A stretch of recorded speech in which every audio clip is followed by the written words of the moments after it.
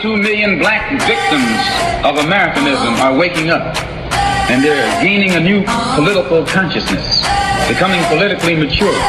And as they develop this political maturity, they're able to see the recent trends in these political elections. Any minority that has a block of votes that stick together is in a strategic position. Either way you go, that's who gets it. You're in a position to determine who go to the White House and who stay in the doghouse. You're the one who has that power. You and I have never seen democracy. All we've seen is hypocrisy.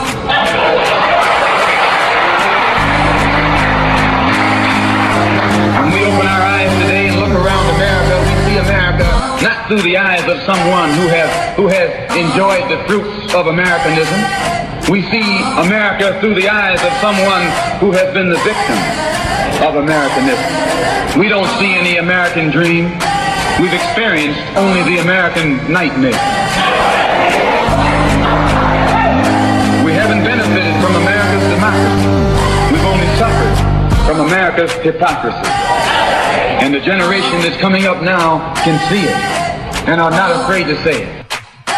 And are not afraid to say it. And are not afraid to say it. And are not afraid to say it. And are not afraid to say it. And are not afraid to say it. And are not afraid to say it. And are not afraid to say it. And are not afraid to say it. And are not afraid to say it.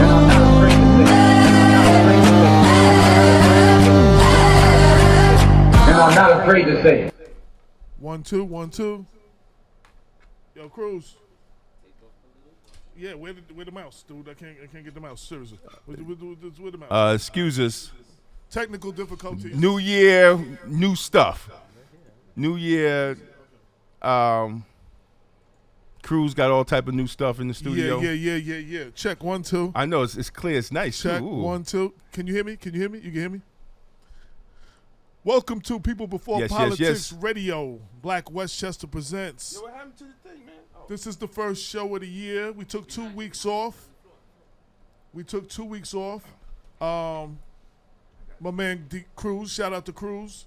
Got a bunch of new toys and bells and whistles in the studio. Picture looks much clearer. Sound is clearer.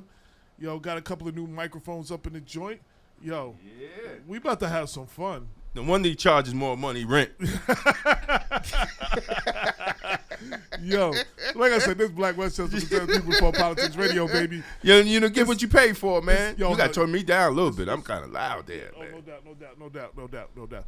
It's about to go down. It's a new year. One of the things that they say in the intro that's going to be very important for you to remember. This is People Before Politics Radio, and this is the crew that is not afraid to say it. We're gonna keep it real with you. We're gonna continue to be the voice of the community. We're not gonna dance around the truth. It doesn't matter who it is. We've always stated in Black Westchester People Before Politics, you don't get a pass because you're black. We don't believe in that. You understand what I'm saying? So our black people, we're gonna hold them more accountable because they should know better. You understand what I'm saying? So it's about to go down. There's going to be some people that are not going to like us. But we're not doing this to be liked. We're doing this to be the voice of the community, to say what others won't say, to get the information out there to the public that has not been trickling down to the public, and that's by design because keeping you uninformed allows them to stay in power and do what they want to do. You got that right. Yeah. So, by the way, I am AJ Woodson. We got Damon K. Jones in the house. Yes. Cynthia Turnquest Jones is not here. Don't know if she's on her way. Don't know if she's coming or not. But we holding it down today. We got a guest coming in around 7. You can check out everything if you're watching us for the first time. www.blackwestchester.com. Black Westchester News with the Black point of view. Tries to be the voice for the black community. Covers the issues that others won't cover from a perspective. We change the narrative. Usually we start off talking about what we did this week. We've been going for 2 weeks. We just had a happy holiday. Yeah, we had a happy holiday. Sometimes you got to take a break because this stuff can burn you out. Politics is a dirty game. It will stress you out. So you got to take time for yourself. So that's what we did. but we're back. Shout out to everybody who holds us down, everybody who listens. Like us on Facebook, follow us on Twitter, Instagram, the whole nine.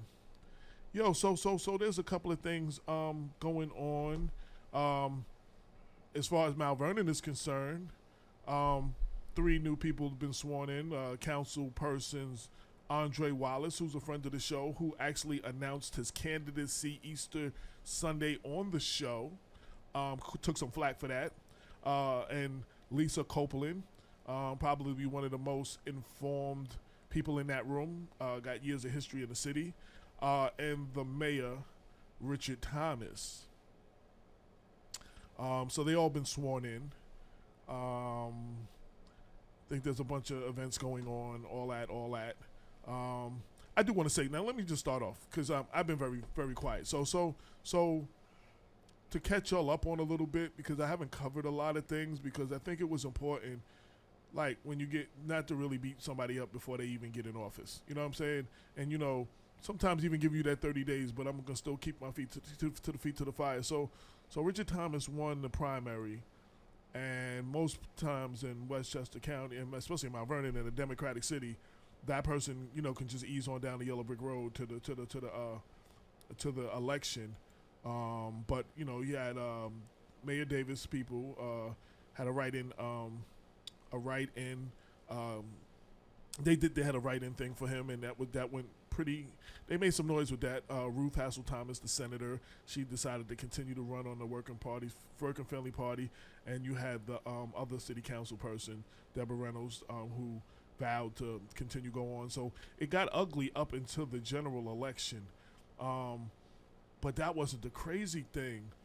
For one of the first times in Mount Vernon history, this was probably the dirtiest race in Mount Vernon history, it got crazier after the general election, between the general election and the swearing in on New Year's Day. Also, the same day, Mayor Thomas, since we are Westchester and we're in Yonkers, Mayor Spano in Yonkers also got sworn in earlier that day on New Year's Day, along with Chris Johnson from Yonkers City Council. And shout to also New Rochelle Councilman Jared Rice, who also got sworn into a second term and also got sworn in as the deputy mayor of New Rochelle for 2016. All people who have been on the show. We haven't got Spano on the show yet, but Chris and Jared have been on the show and will be back on the show. Saw Chris at Andre and Lisa swearing in. He said, just give him a call, Damon. He said he's willing to come back. I said, when you coming back? He said, just give him a call. So, okay, good. So Chris, if you're the people listening, you're going to get a call before the end of the month. I'll have you holler back, talk about some of the things you plan to implement and what's going on in Yonkers, you know, so we keep the people informed. Got a couple other people. We got some other stuff we'll talk about later. Possible candidates that are friends of the family, friends of the show. We'll talk about that maybe later. Damon is going through his phone or something. No, I'm just posting. Oh, okay. The number to call, so people Okay. have the number to Oh, call. yeah. So yeah, to handling business. To call in to listen to the show. It's www.inthemix2xsradio.com, inthemixradio.com, or you can download the app on your Google Store or your iPhone and listen to it that way. Or you can, and for your call-in numbers, you call in 718-705-4959. Now, today in particular, we was talking about the race. So the race got real dirty. A lot of people are not pleased by certain things, and they have been expressing themselves on Facebook. The last 24 hours, Facebook has exploded with people for and against some of the moves that the new mayor, Richard Thomas, is making.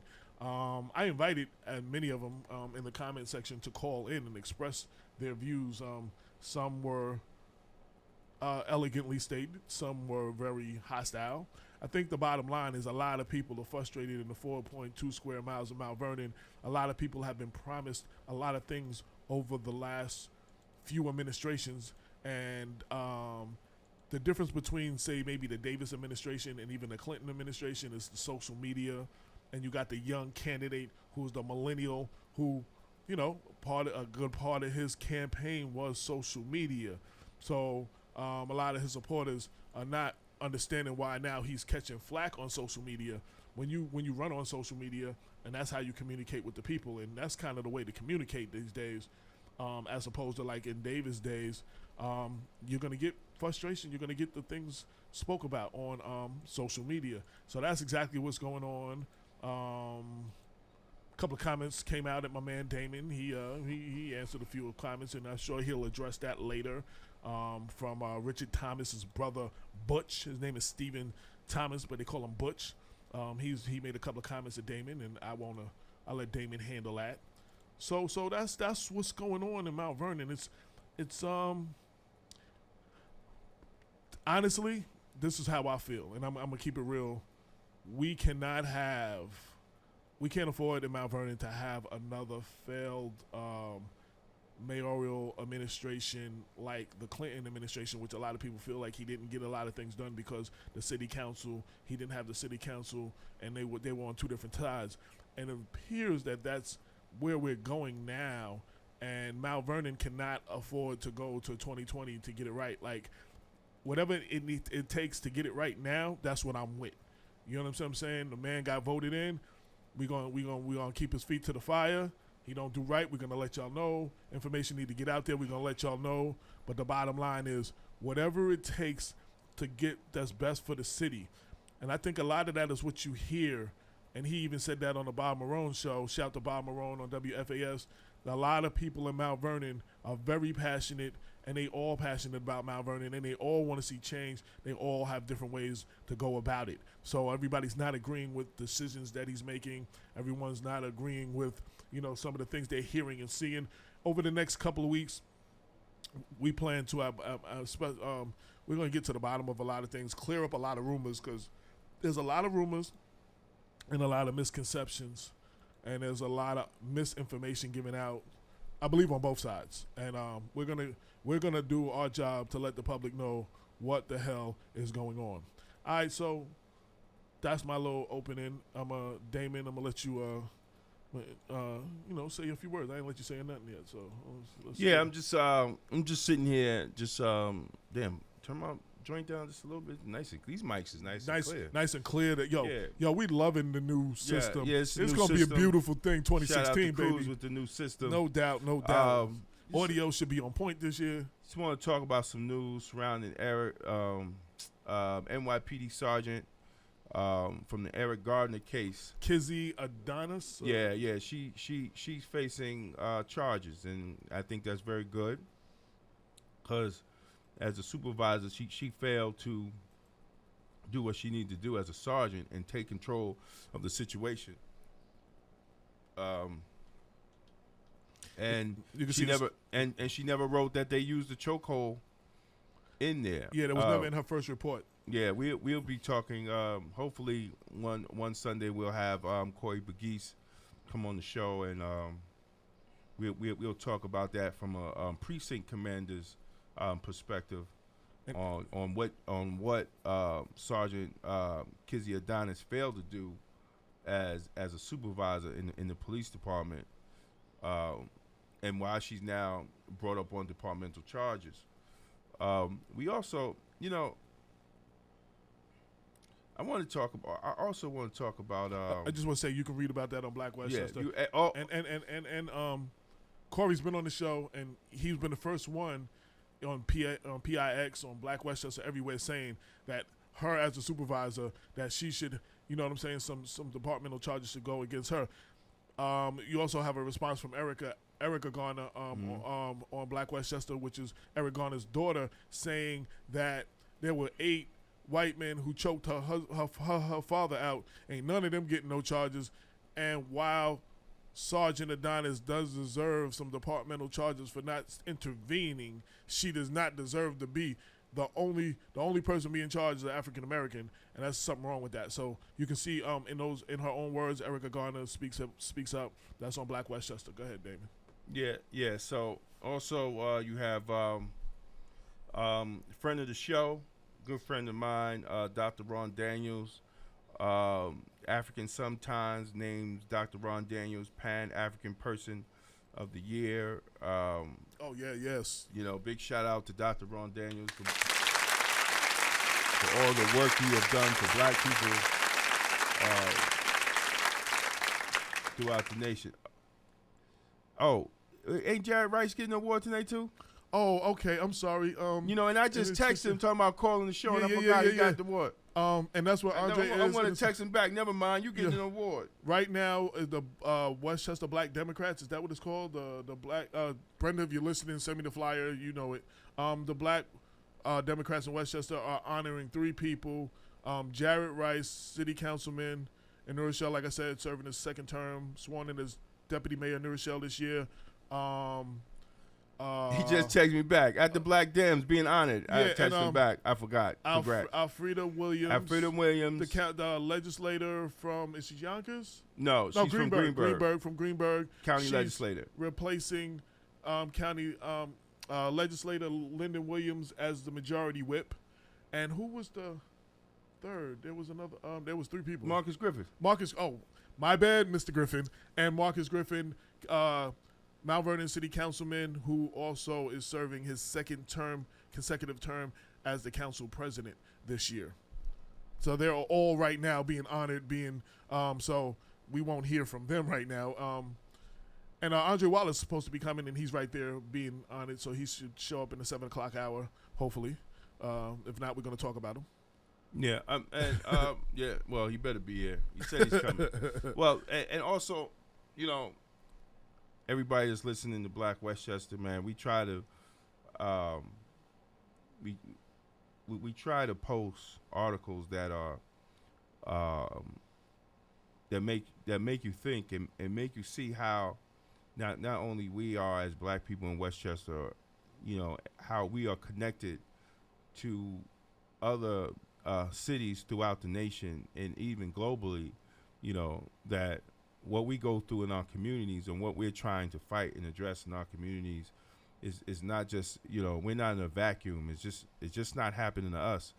And you know, and we need to learn from each other because, you know, the issues, you know, is going on. And there's an article about New York Mayor Baraka. And Newark. Yeah, Newark. I said Newark. Oh, okay. It sounded like you said New York. Yeah, I'm sorry. it didn't My bad. And he's actually addressing, you know, gun violence in the city of Newark, because I don't know if people saw the report of this young lady in Newark that she lost all her sons, her 3 sons, to gun violence.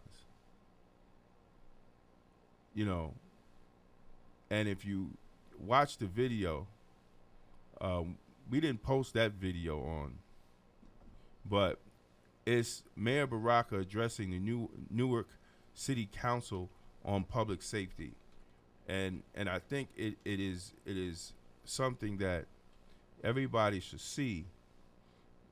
You know, elected official, a black elected official, a black mayor of a predominantly black city, addressing his concerns on public safety and the need and how his city needs to be policed. I think it's good to see that, you know, because there are other cities in America, right here in Westchester County, that need to be policed in certain ways. So I think it's good, and you know, I will have an honor in November. The Black Family Summit will be hosted by Mayor Baraka with Dr. Ron Daniels, I think this November. So we'll have an honor to be out there, and we also are trying to work on or help Mayor Baraka work on legislation when it comes to police officers, actual residency legislation, that they have to live in the community that they serve for at least 5 years before they're allowed to move out. I think that's good. That's necessary because that makes some stakeholders in the community. That's right. Not just you're just not driving, like you're just driving for a check and then you go home. That's right. And then it's just like when there's something wrong and be like, yeah, that ain't where that ain't my house. I don't live That's here. right. So I mean, there's other laws that need to be passed, but residency, you can't have community policing if you don't have police from the community. I don't care what anybody says. Police living in the community and from the community are the cornerstone of what they're trying to call community policing. Right now, New York City calls, they trying to call broken windows community policing, but that's just stop and frisk baby sister. So, we got to start from our community, and the only people that's actually going to care that is going to be more than a paycheck is the people that's actually from the community. So that's a good article on Black Westchester. I think it was also a very funny article, but it's real. Is the article Montel Williams call for the National Guard to shoot and kill the militia that's occupying the Oregon Federal Building. Montel Williams said in the tweet to shoot and kill them because they're actually stealing.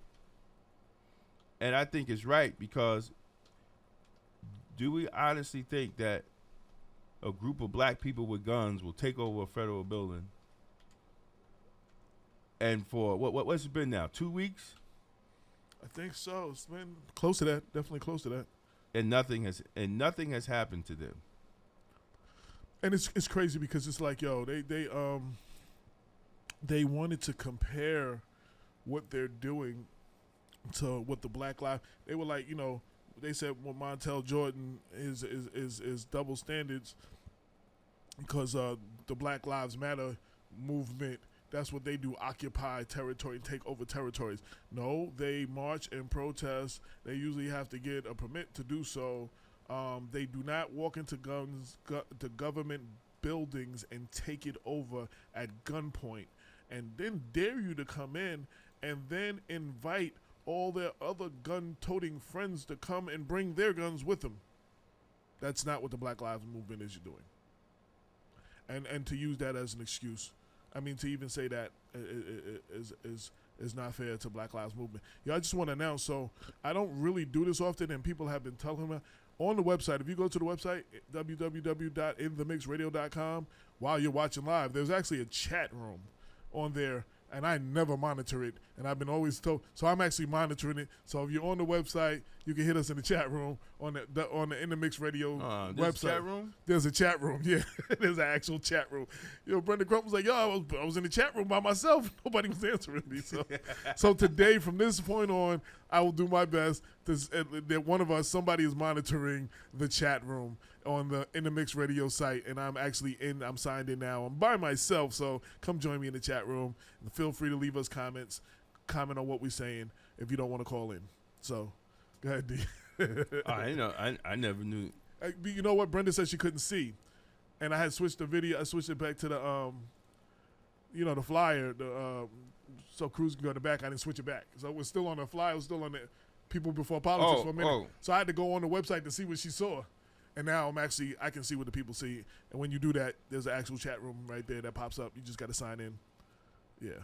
Well, another thing that, I'm just going through the website, man, because for those who that are listening, there's another article that, a lot of people don't talk about, that Chicago paid reparations. Oh, yeah. For their police department to those that the police department actually were found guilty of torturing subjects. $5.5 million in reparations to 57 people whose claims that they were tortured by police decades ago was found to be credible. The money was paid to victims of a police command by disgraced former police commissioner John Berg from the 1970s through the early 1990s. This reported by the Chicago Sun-Times. So, I think that's the first of its kind of reparations paid to past victims, and I think that's going to set the tone for case law, for people that have been violated, years ago, when police brutality and police corruption and police criminality wasn't national news, and we didn't have social media, and we didn't have all these other avenues to, actually prove that what people were saying, this is from the 1970s, so they didn't have none of that in the 70s. So their claims went unfounded because, they really didn't have evidence, and it was, a black man's word against the police. So that's another. And we saw how well that worked for them. Right, and that's another good article. Well, Councilman Jared Rice, who's being honored tonight. Yeah, I was just about to bring that up. Yeah, he's being honored tonight, and he's taking a step on the wild side because he's feeling the burn. And he announced on his website that he endorses Bernie Sanders for president. I think that's good. I think we need some diversity in the fight for who's going to represent the people in the Democratic Party. I'm an independent, so it really doesn't matter. Yeah, but it does matter. But I wish my brother luck, and hopefully he could come on the show, and we could even get Bernie to come on the show and talk about that. Would be huge. The things that people in Westchester really don't want to talk about. It's a good look, because I think Democrats need to be challenged on their vote for black people. They shouldn't just take it for granted, which they have, because if you look at the pockets of poor people, you look at the homelessness in Westchester County, you look at the issues of police brutality and police corruption, you look at the issues of economic development in areas in the black communities. They all run by Democrats, so we should question that. Not saying that all Democrats are bad. I'm just saying that we have to start questioning our loyalty to these political parties, and what exactly are the political parties doing for us. So I think that's good. And even Bernie Sanders called for the feds to look into the Tamir Rice case when the grand jury found no need to indict the officers. So Bernie Sanders is moving kind of fast. Yeah. And there's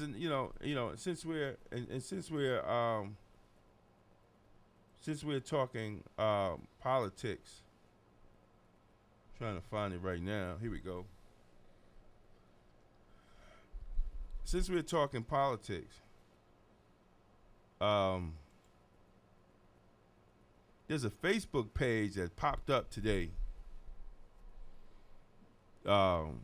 Kenneth Chamberlain for mayor of White Plains.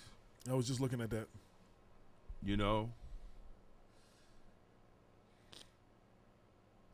Kenneth Chamberlain for mayor of White Plains, and So most people that listen to People Before Politics should know who Kenneth Chamberlain is. But real briefly, for those that don't, just tell them who Kenneth Chamberlain is. Kenneth Chamberlain is I'm great at edit group settings here.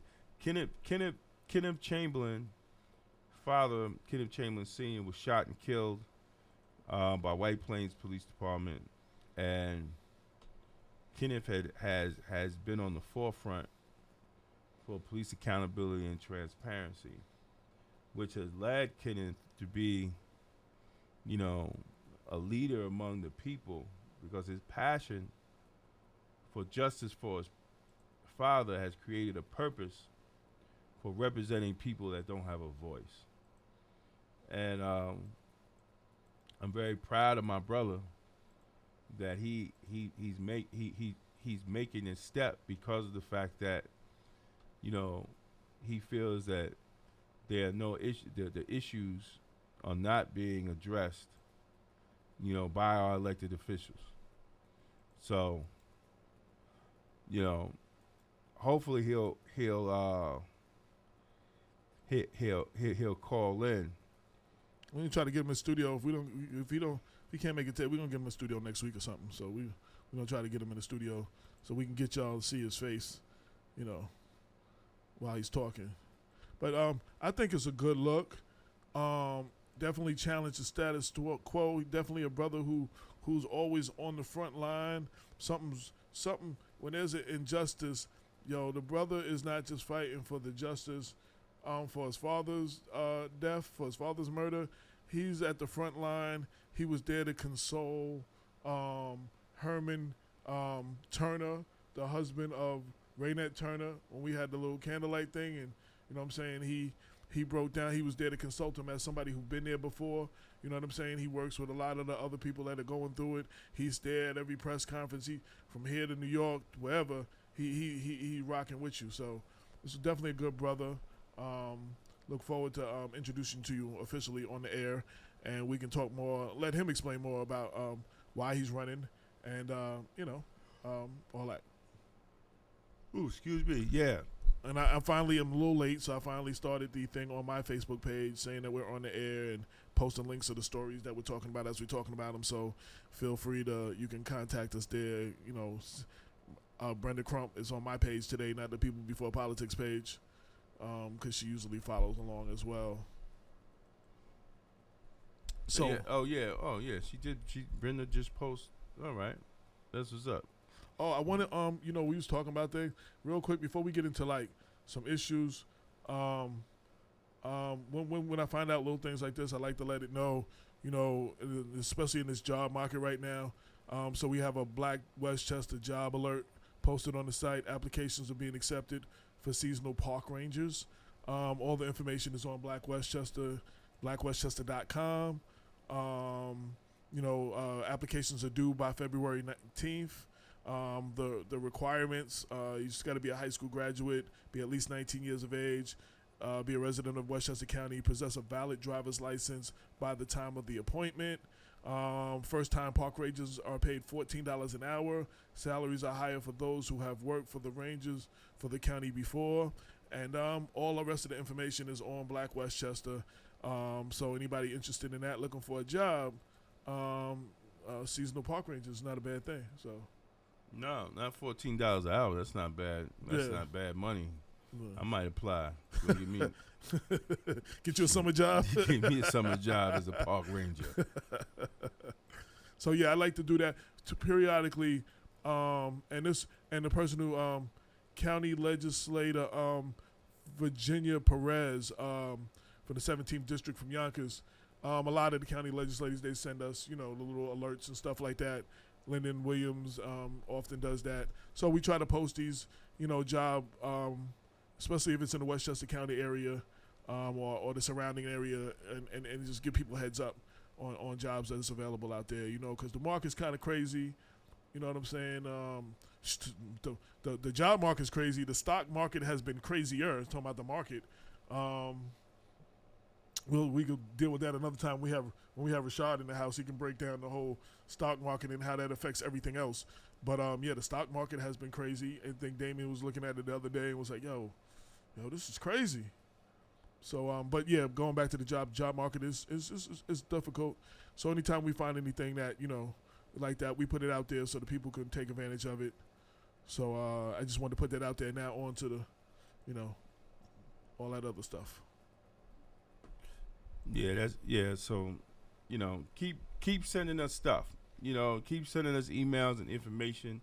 I mean, that what makes Black Westchester important. I just got a text. We might have a special guest come in tonight. I'm not gonna say. Oh, that's what's up. We might have a special guest come in tonight. So I'm trying to. Oh, yo, let me just say something. So right, crazy today, right? So I'm in church, right? I'm at the church. I went to I actually, because of the rain, I'm gonna be real. Like, we can't be real with each other. We just ain't gonna be real. Right. Now, I woke up. It was pouring. I was like, I ain't leaving my house. Like, I was not going to church. But somebody came through and was like, yo, we gonna scoop you up. We gonna go to Willis Church. So I went to Willis Church. So I'm sitting in the front row. Councilman Wallace, his wife, Derek Lawrenson. And who would have thought in a million years A.J. Woodson would be sitting in church between two people last name Davis? To my right is Oscar Davis. To my left is former Mayor Davis. Oh, you just had a Davis sandwich. Yeah, so it was just like, yo, who would have thought in a million years that I'd be sitting in church with these two people behind?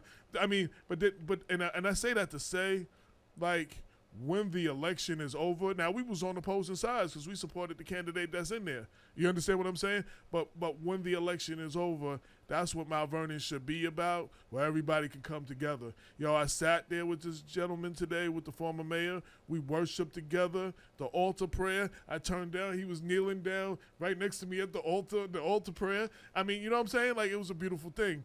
And even on his way, he told somebody, who would have thought that I'd be calling Damon and AJ friends right now? I was like, yo.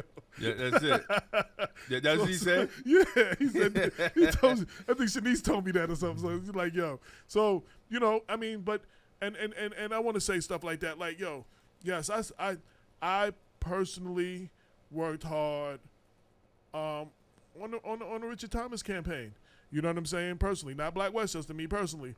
But, yo, just because he lost, like, my problem now, and I've said this to Mayor Davis several times, my problem with Mayor Davis was he had been in 16 years over the last 20 years. He came in January 1996, and the world looks a whole lot different in January 2016. So I thought it was time for him to move on. He has moved on. We are good. I have no problems with Davis, but people are having a problem that I'm cool with him. Like I'm supposed to be his mortal enemy or for whatever. You know what I'm saying? That's not how it's supposed to be. You know what I'm saying? I don't actually have problems with any of the candidates. Some of them have a problem with me. They still move a little gingerly around me. You know, they don't know how to talk and they worried about getting attacked or something. But I don't have a problem with any of them. And that being said, a real man that, okay, so I'm a journalist and I'm the editor-in-chief of Black Westchester, and then we're a talk show host with People Before Politics, both being the voice of the community, giving the information that needs to be get out, you know, and holding politicians' feet to the fire. So this I want to say for the record. Okay, so I personally supported Richard Thomas. I did my best to hold Mayor Ernie Davis feet to the fire and called out things that I did not see was right and get information to the people that was not getting to them. Just because I supported a man doesn't mean when he comes in office that the journalist part of me and the talk show part of me turns off.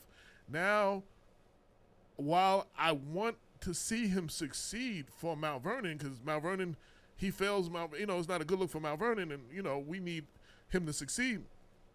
I will hold his feet to the fire, and I will call anything I need to call out. Now, we've given him a little honeymoon, if you will. We let him get in office.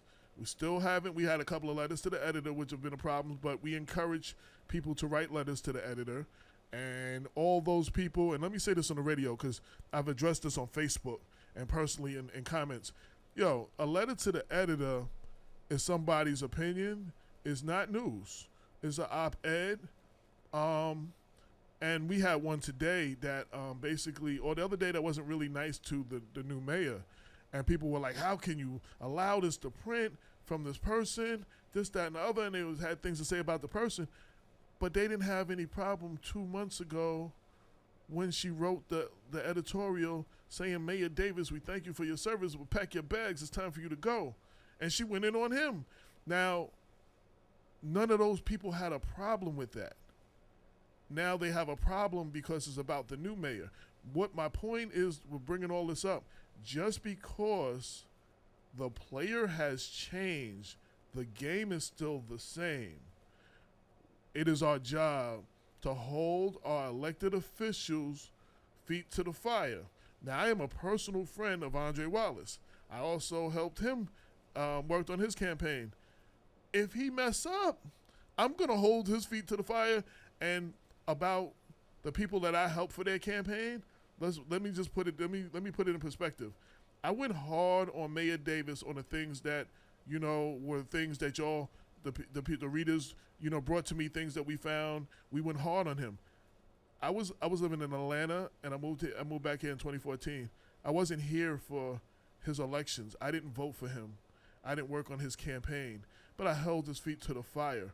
How much more should I hold the person's feet to the fire that I put my name and reputation on the line for, that I voted for, that considered me friend? It is my duty to hold that person's feet to the fire even more, because I expect more from them because I went out for them. I think it gives me a particular, to call out anything that needs to be called out, because I worked on that.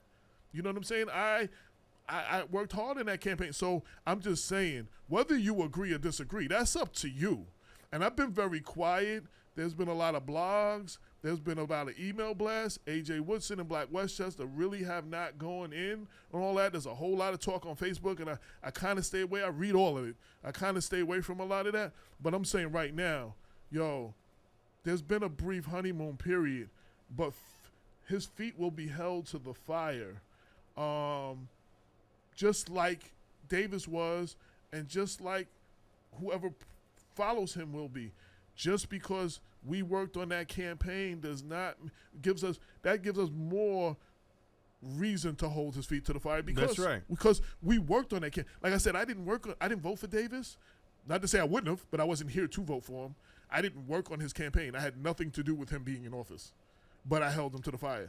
So people that I helped be in office, I'm going to be harder on, because I expect more from them. You know what I'm saying? I went in for them. You know what I mean? Everybody know in the street what I did. So, you know what I'm saying? So it was the worst kept secret in the world. You know what I mean? That I did social media and stuff for him. So I just want to say that for the record. I want to say that on the air, because I'm not going to go back and forth on all these little comments. Now, I understand, you got people that's going to try to defend stuff. Don't come at us that way. Because I'm just saying, you know what I mean? So I'm just putting it out there. We will hold his feet to the fire. If anybody in the Thomas administration and anybody who is a Thomas supporter does not like letters that are not favorable about them, then write a letter saying what you didn't like about it, or write a letter in defense of him or something. But don't try to call me out like I shouldn't post it. You're not calling out the Journal News when they post letters to the editor. You're not calling out Parisi and the Mount Vernon Inquirer, who's had some letters that wasn't favorable to Rich. You know what I'm saying? You're not calling them out. So you're not going to call out the only black media because I'm the dude in the street and you see me all the time and I'm cool or whatever. That's not going to happen. We are going to do our job. We can be cool. I told Mayor Davis this when I met him. I told Richard Thomas, City Councilman Richard Thomas, August 2014 when I met him. We could be cool. They could even have done things that have benefited me, but that's not going to stop me from doing my job. Now, I promised them that in the beginning. When Richard Thomas asked me to work on his campaign, I also reiterated that is not going to stop me from doing my job. And if you mess up, I got to go in. You understand that, right? And he understood that. At least he said in the initial. So I don't want to hear from Butch, and I don't want to hear from the minions, and I don't want to hear from the people down the line from him. I put it out there. I put my word out, and I'm going to keep my word. And when I put something out there, it was A.J. Woodson and Black Westchester. For all of those blogs that have no names on it and all that stuff, y'all don't want to hear nothing about that.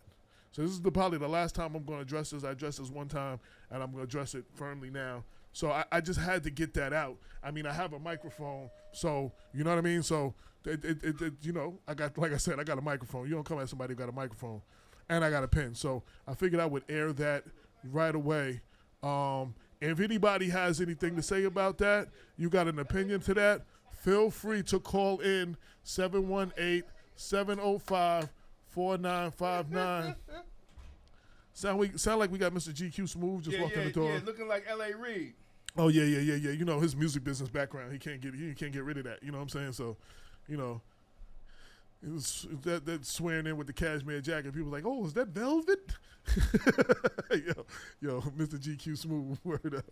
But anyway, so I just wanted to address that from AJ Woodson. Now, if you got a problem with anything that I said, 718-705-4959. Damon, the mic is yours. I was just looking at some shoes. And I'm sorry to give you a name. That's Mr. GQ Smooth right there. No, man, listen, man. That's Mr. GQ Smooth. You know, right you got certain cats on Facebook hating me because of my bow ties about Michael Lamont, and they can't tie a bow tie. But it's all right. Shout out to Michael Lamont. That's your last free commercial that you give without advertising. That's your last mention that you give without advertising. He gonna have to cut a check. You know, he definitely gonna have to cut a check. But no, I agree with you 100%, man. You know, it's and I hope people are listening because. Well, you know what? The beautiful thing it is. Tonight, this will be on Black Boys Fest, and I will blast it out. So if you missed this show, you will definitely hear it. I might just edit this one part and put this out as my editorial. I'm going to edit that as an editorial for myself, a letter from the editor. Because I you know, I hope people are listening. When you support somebody, come on, have a seat, my brother. Don't stand there. You know, we got L.A. Reid in the house. Councilman L.A. Reid. Andre Wallace has just entered the building. Either one of them. Don't make a difference. Tonight. But I told him that I was coming over here. And he said he might be coming by too. Yeah, I got the text. I got the text. So what we was talking about before, we was talking about supporting candidates. I haven't finished yet. Okay, but I was going to talk about Andre. I haven't finished yet. Those some nice shoes. Yeah, that's what I'm getting. See, they talking about shoes. I thought you were working. Where'd you get those shoes? Look. They shoe shopping over here. I thought this was a radio show. This man over here shopping for shoes. They shoe shopping over here. I'm trying to get some issues done. I'm like, listen. You know, when you support somebody, man, you support somebody wholeheartedly. You support somebody, you know, on their word to do right. You know, but when you decide when things don't go right, and privy conversation, you know, people are making statements that ain't even part of none of the conversations that me and Mayor Thomas had. You know, people don't know what they're talking about, but they talking smack on Facebook. They don't know that at the councilman meeting, Mr. Thomas reached out to my wife and wanted to have a meet with me because he claims he don't know what went wrong. You know, so let's not sit here and act tough on Facebook, Butch. When you don't know what you're talking about. And see, and the sad thing about it is, I'm not afraid to speak about it because I didn't do anything wrong. I did everything right in this election. I did everything right. See, and I could continue to speak about it. But only thing I'm saying is that we need some professionalism. I did not endorse. I did not give my time up for buffoonery. I did not give my time up to be disrespected. I did not give my time up to go back and forth on Facebook on false allegations by people that's not even privy to not one conversation me and the mayor had. So, you know, I'm just making it clear today. And I have a right to criticize whoever the hell I want to, especially if I endorse them. Especially through the Independence Party, we collected money and put his face on flyers and put it all up Grambleton Avenue and Fleetwood and all around Mount Vernon There was more Independence Party flyers up in Mount Vernon than it was his own party. And you were actually the Independence Party is the only party that actually spent money on to promote him, because the Republican Party ain't spend no money. No, but the Democratic flyers were paid for by friends of Richard Thomas. Right. Not The Democratic Party didn't spend any money. The Republican Party didn't spend any money. They were passing out our flyers. There's pictures of Tom Keller, the chair, holding up our flyers. So, I don't know what's all the disrespect about. But I'm not going to take it sitting down. I'm going to speak the truth. And the streets is talking. I ain't got it. Look, I don't even have to say anything. The streets is talking. And I could just talk about what the streets is talking about. But that's his problem. He has to govern now. It's the new year. He has to govern. And everybody's saying, well, give him a chance. Give him a chance. And great. We should give him a chance. But in the process, this is not Cuba. We did not elect Baby Castro. And Bush is not Baby Doc or whatever. Papa Doc, whatever Baby Doc, that we can't be critical of a person that we gave our vote for. That's ridiculous.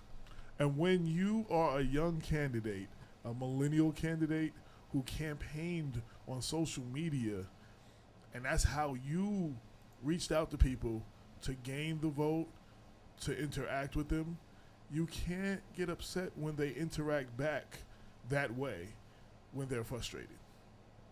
And I just want to say, the other gentleman that I supported, Andre Wallace, and if he doesn't do right, I'm going to beat him up too. So I'm just saying for a record. I'm just going to say one thing. If you don't stop saying that, man, you like a broken record, and I'm tired of hearing that. But I think you're going to do right. But you're not above. You're not above the law, though. You're not above reproach. I understand that. Yeah. But you don't have to keep saying it. Well, we want to say it one time on the radio for the The record. point. and Frank's not here. Frank's not here to say it, so that was for Frank too. Uncle Frank. Listen, man. I think you know what's sad. Throughout the campaign, we everybody built a relationship, man, because you spent you spent a lot of time. But you spent a lot of time with the person that you're campaigning with, man. There was a lot of time spent. There was a lot of time sacrificed. And then, for lies to be contributed to people, it's not right, man. I mean, at the end of the day, we all men. We definitely all men. And nobody is dealing with childish games. Mayor Thomas is just a couple years older than my son. Absolutely. So I'm not taking it from him or anybody else. I don't take it from my son. I'm not going to take it from anybody else. It's as simple as that. It has to be a level of respect. It has to be a level of respect. And it has to be a level of accountability. If you ran on accountability or transparency, you got to be held to accountability and transparency.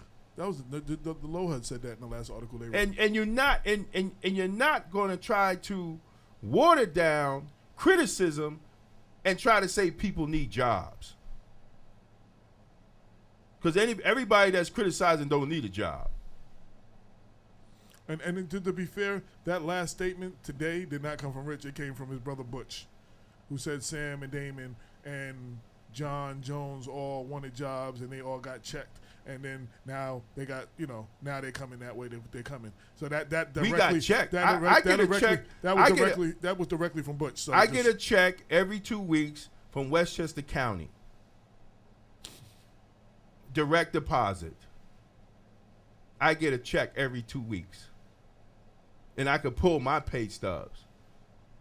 And I probably make just as much money as one of their commissioners for doing absolutely nothing at 25 years on the job. And I don't care. But we're not going to be disrespected.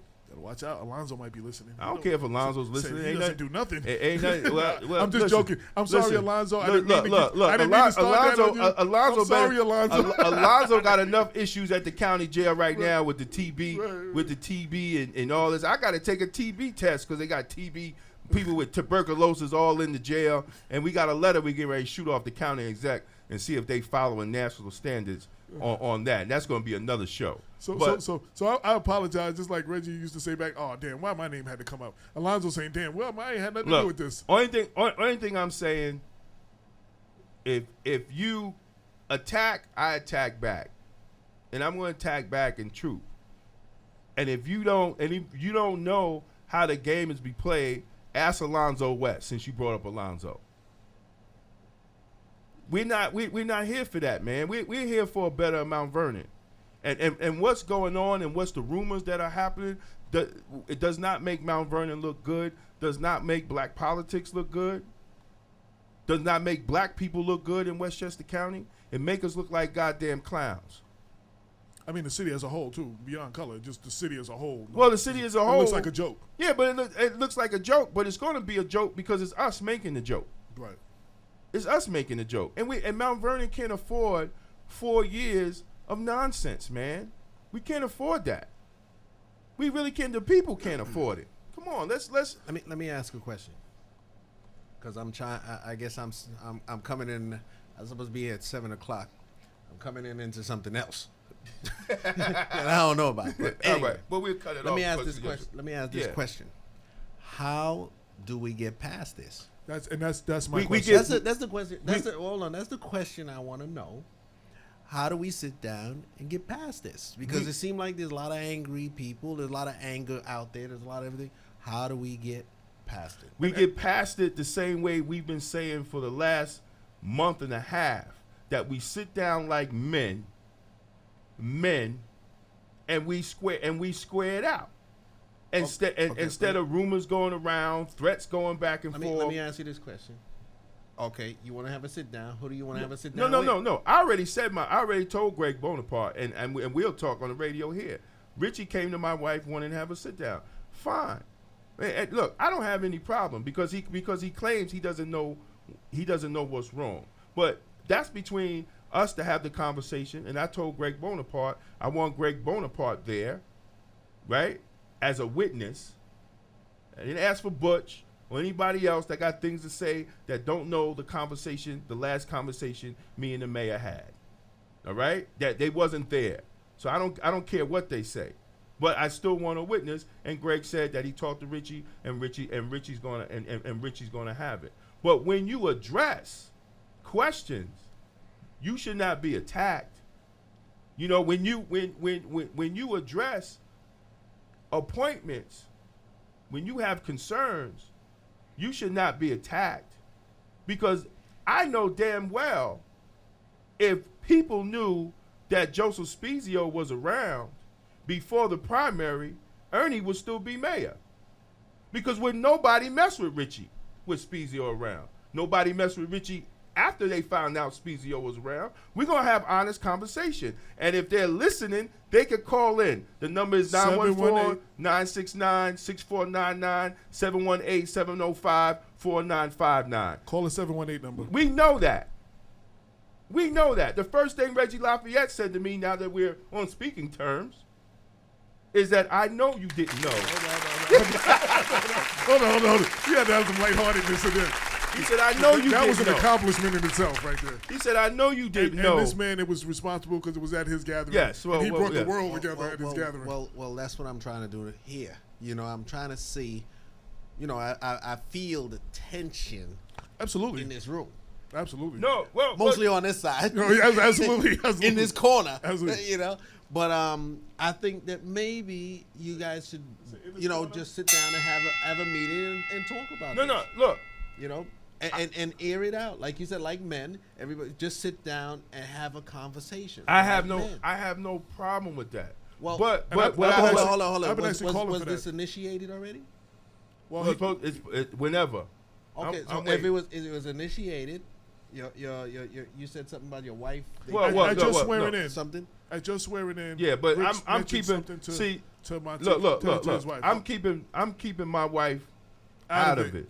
Okay, understandable. But now, look, Understandable. So it's going to happen.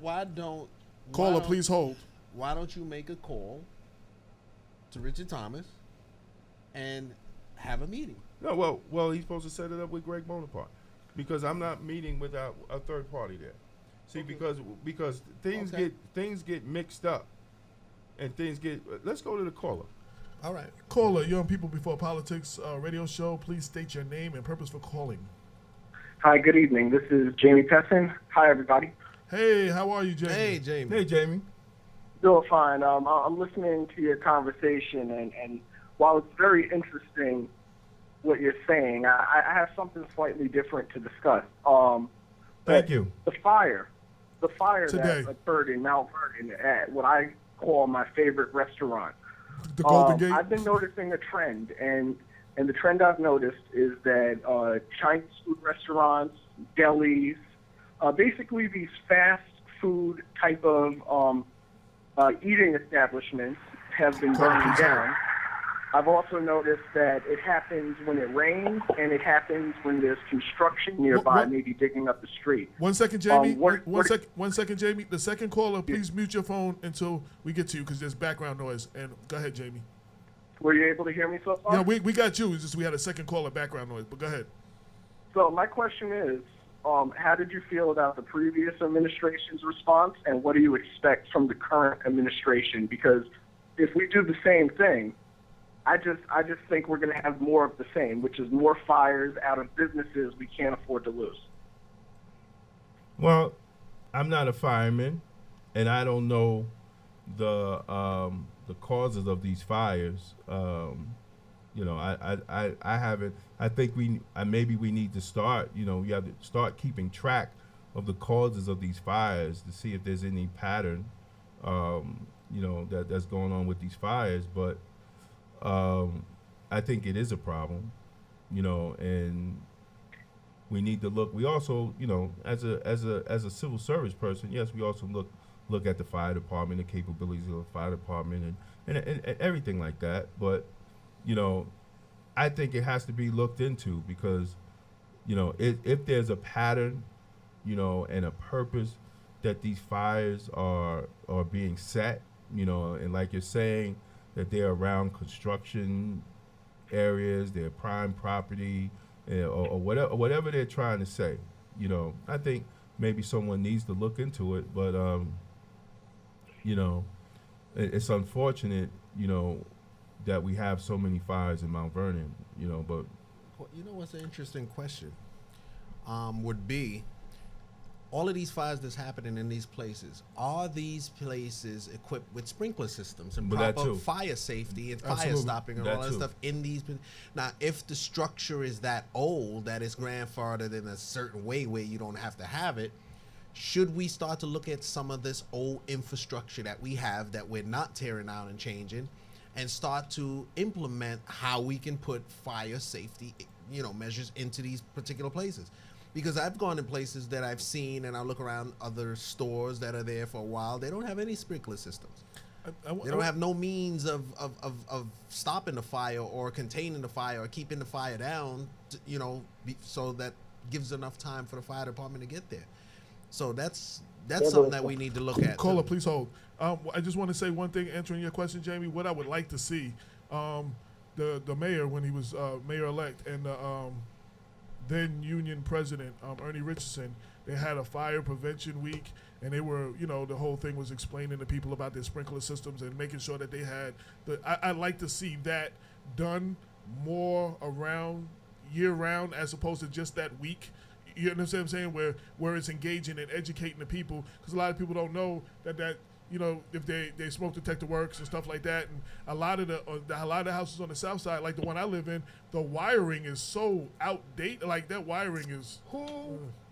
Question. We got a couple other calls. Building department. All right, then there it is. I know where he was going. Building department. Jamie Pessin. Then there Yes, it I'm is. listening. Then maybe we need to look at the building department. Look how the building department is structured and doing these type of inspections and following up on these businesses to make sure all these businesses are up to code. whether they pick a certain area of the city once every 3 months and go through these businesses and check them. And homes. Yeah, and homes. Well, I mean, and the fire department. You know, they have to yeah. do the Yeah, I the think thing. that's something that, that's a good question for the new public safety commissioner at the next forum. Yeah, And- I and- think I agree. I definitely think our building department in the inspector section, we need to add more manpower. I believe our city needs more manpower there. That's something we got to look at and figure out how we can, create or come up with some creative ways to get some money to be able to employ a couple. Even if we get some young college guys coming straight out that are eager, and put these guys in there. But we do need some more help in that building department. We'd like to thank you for your call. Want to go to the next caller from the 914 area. State your name and your purpose for calling, please. Oh, good afternoon, Samuel Rivers. How's everybody doing? How are you, sir? Oh, good. I think that fire issue is very important, and but I called to talk into something else. I got a call today from several people concerning the mayor's conduct and activities, the new mayor, that is, Richard Thomas. I don't know if it's true. I'm waiting for confirmation, but he appointed Joseph Spezio, who's known to be connected to the organized crime, the Lucchese crime family, to be exact, as the deputy police commissioner in Mount Vernon. And I want to know, I know we have Councilman Andre Wallace on the radio here, do we have any vetting processes in place here? I mean, this is just, I believe it's just a slap in the face to all the taxpayers, that one, this same Joseph Spezio is currently being prosecuted by the city of Mount Vernon for violating zoning ordinances. And this also leads, maybe, I'm not saying his dumpsters can cause a fire, but what if this guy's hauling stuff that is illegal and it's flammable contents, and if someone sets a match in the dumpster and we burn down a whole block? So I don't know what vetting processes, or can we put some legislation in place that we need to approve these commissioner posts? And why was this done in secrecy and it wasn't done in public when Commissioner Kelly was sworn in? And two, I noticed that he was sworn into two positions. I just spent the last hour looking through the charter. It doesn't say, he also appointed him to some title, emergency management. I couldn't find that title anywhere in the city charter. So I want to know, was this approved? Did the city council have a special meeting and approve these changes? Or is this mayor just making up his own government and doing what he wants?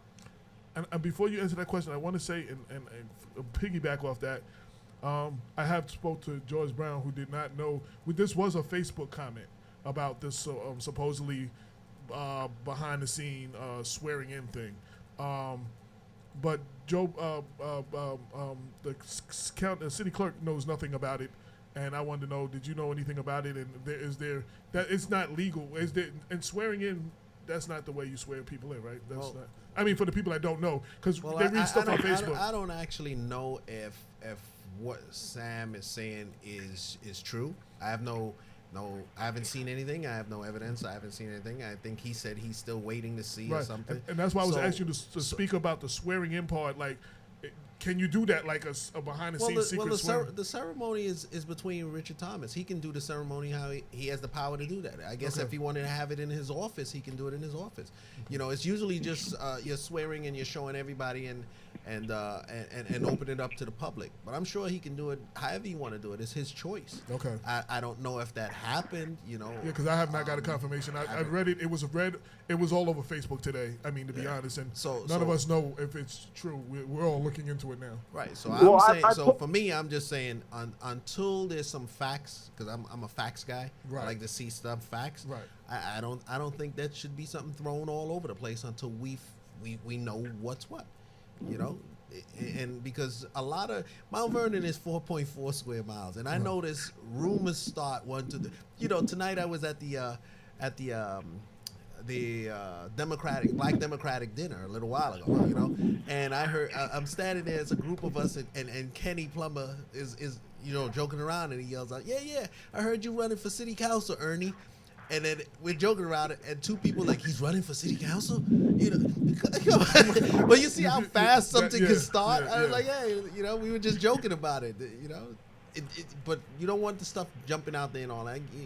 Make it facts. Make it facts. Stick to the facts. Absolutely. Now, Sam, I know you're going to stick around for a while, so I want to get to the other caller. We're calling from the 718 area code. Please state your name and your purpose for calling. Thank you. You're on People Before Politics Radio. I was just calling in to listen, brothers. This is Brother Jeff. But peace, Brother Jeff. How you doing? Hey, Brother Jeff, how you doing? Peace, man. Yeah, keep up the good work, brothers. I'm on the road, so this is my way of listening in. I'm sorry for taking up your phone. No, that's not a problem. I just wanted to make sure we gave you a chance to speak because you were on for a while. So thank you for tuning in, and we appreciate you. Thank you. But I second that. I think we need to revisit that when and if we find out it's true, then we definitely need to revisit it then. Sam's still there? Did Sam leave? Okay, yes, Sam's gone. I figured he was going to be, he had a bunch of questions, so that's why I went to the next caller. So I was like, let's get the next caller in this. But now I'm hearing a lot of things. That's the problem. Going on in City Hall and all of these that's things. the problem. But you know what? It's his first week. Give him an opportunity to at least shake things out, figure out what he's doing, who he's putting where, before everybody starts screaming and hollering. That's what I think, you know. So this way, we look at who's sworn in, we figure out all this other stuff.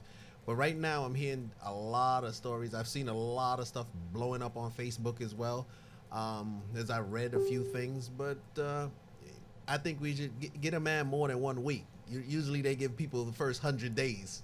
Right. People are giving him the first 100 minutes. Well, I wasn't saying 100 days, but I was saying 30. I said, let's give him the first 30 days at least. That's what I was saying. Let's give him 30 days. Why don't y'all go back to the old John Wayne movies?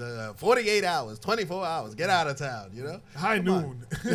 High noon, Brenda Crump agrees with you. She said, yes, Councilman Andre Wallace, and then she put the graphic, just the facts.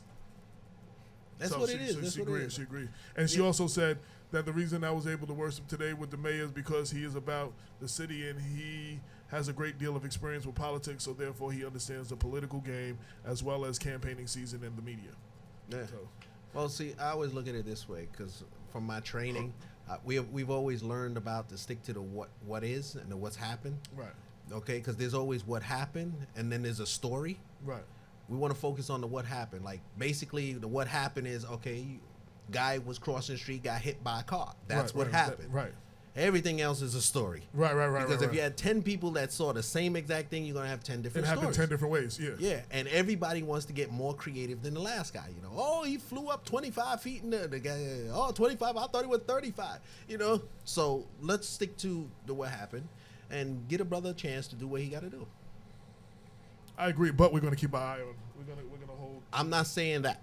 I'm not saying that we just going to let him do what he want to do and go all over. That's not our job. Is to make sure that we protect from my branch of government, that we protect the people, But he still has to do what he has to do and give him an opportunity. Give him his first 100 days. Right. We got a caller. Caller, you're on People Before Politics Radio. Please state your name and your purpose for calling. Caller. Hello. Okay. You're not connected for some reason. Call back on the 718-705-4959 line. Go ahead. So see, this little chat, I feel better about it. Damon just picked up another pair of shoes. He's looking at something else. Those are nice too. There you go. This is togetherness that I'm looking for. They say music soothes the savage beast. Sometimes just a nice pair of shoes, huh? Yeah. That's it. So you were busy this week. You actually went to Memorial Field. That's the what happened. Yeah, that's my daily visit. Right. That's the what happened. And you, first you did a report. You haven't been here. You did a detailed investigative report or whatever. Yeah. Then you went back this week and you found some stuff and dug up some tires and sandals and bricks and some other stuff. Oh yeah. And then and a lot of people were very upset because you had mentioned there was not even a gate closing anybody from getting in and out, whether it was the dump or for people, keeping people safe, because it's a work area, they can't go in. And we ran the story, and hours later there's a gate. Yeah, so we gotta thank Commissioner Morton for that. He acted quickly, responsibly, and follow through and make sure that the field is now secure, which is good. We were out there again for another tour yesterday, actually. Right. Along with Lyndon and City Council President and a few others. We all went out to the field to look and assess everything that's going on at the field, regarding even the tennis center. And I think that's important because I don't think that's ever been done where all of y'all have gone and looked at everything together. Yeah, because you know what it is? Ernie's no longer there. This is not Richie's baby. And Richie couldn't come yesterday. He was going to come, but I understand he has family obligations. Right. And I know how it is. He's got 2 kids. Right. One is a newborn. One's a newborn, and he's in City Hall all day, and his wife is probably pissed off and would hit him with a frying pan if he stay out. Because I know I get a whole big thing when I'm out too much. So I understand. How long does it take to get some shrimp? Oh, don't start that again. But everybody else was there, and we got a chance to walk through. We got a chance to look at what's going to happen, how we can do things, how we can come up with stuff, new ideas, and try to push this thing forward. My vision for Memorial Field is I would like to see the ribbon cut and the game start for 2017, going into the spring, summer. So this way, once the kids come out of school, they have a field to go into. And it's very possible, but we all got to work together to make it happen. We have some things that we're going to be dealing with, but the progress will still be moving forward. The field renovations and everything will still be moving forward, and we're going to get this done. We're going to get it done. One of the things you were saying that when you first went there and you were talking to the contractors, I believe it was. Yeah. And you said, I think you were trying to get a timeline on the completion of the tennis court and the tennis bubble that goes over the court. Did you actually get some? I feel bad for Kayla, the people who have a contract tennis, for that. Yeah. Because they were supposed to be, according to what the city's duties are, we were supposed to be finished with that back in September. We interviewed Beauvais in August, and he said the entire thing would be done, the roof and everything, by the end of September. Well, it was. Yeah. It was supposed to be done, and it's not done. And they're losing lots of money. The city is losing lots of money. And I'm a numbers guy, so I'm just in business. I'm just looking at the numbers and the amount of money, and it's hurting my heart. So I'm just like, hey, how can we move this forward, get this stuff done, get this field open, get the tennis going, allow them to pay their rent, allow the city to collect the money, and right now it's not doing anybody any good, not complete. You see, right. we should be. This is a field that we can make astronomical amount of money if we do this thing the right way.